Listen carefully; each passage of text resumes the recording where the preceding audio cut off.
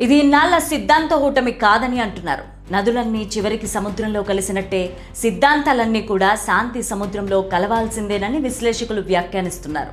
నక్సల్స్ లొంగుబాటుని ఆహ్వానిస్తున్నారు. 2020 సంవత్సరం నుంచి మావోయిస్టుల లొంగుబాట్లు పెరిగిపోయాయి. తాజా డేటా ప్రకారం వందలాది మంది అడవిని వీడి బయటకు వచ్చారు. గతంలో ఎన్నడూ లేని విధంగా ఈ మార్పు కనిపిస్తోంది. ఇది కేవలం భయం వల్ల వచ్చిన మార్పు కాదు, ఆధునిక కాలంలో మార్పుని అందిపుచ్చుకోలేక చేస్తున్న ప్రయాణమని అంటున్నారు.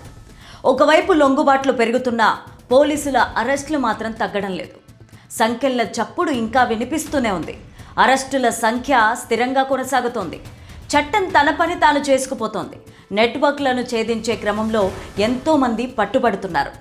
ఈ అరెస్టులు నక్సల్స్ వ్యవస్థను మరింత బలహీనపరుస్తున్నాయని వారు అంటున్నారు.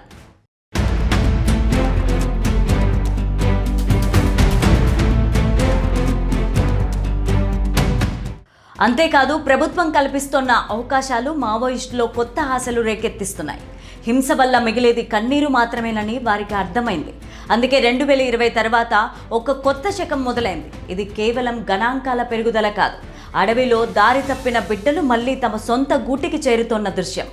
మనిషి మారితేనే సమాజం మారుతుందని లెక్కలు చెబుతున్నాయి. చివరకు మిగిలిందేంటంటే, ఎంతటి విప్లవమైనా చివరికి శాంతించాల్సిందే. ఎక్కడో ఒక దగ్గర అలసిపోయి ఆగిపోవాల్సిందే. అదే ప్రస్తుతం జరుగుతోంది. ప్రభుత్వం చేస్తున్న ప్రయత్నాలు సత్ఫలితాలనిస్తున్నాయి. ప్రతి లొంగుబాటు వెనుక ఒక కన్నీటి కథ ఉంది. ప్రతి అరెస్టు వెనుక ఒక నేరం ఉంది. కానీ అన్నింటికీ మించి మనిషి మారాలనే తపన ఉంది. నక్సలిజం అంతానికి ఇది ఒక బలమైన పునాదిగా మారుతోంది. ఇది కేవలం చరిత్ర కాదు, ఒక సరికొత్త జీవితానికి నాందిగా అభివర్ణిస్తున్నారు.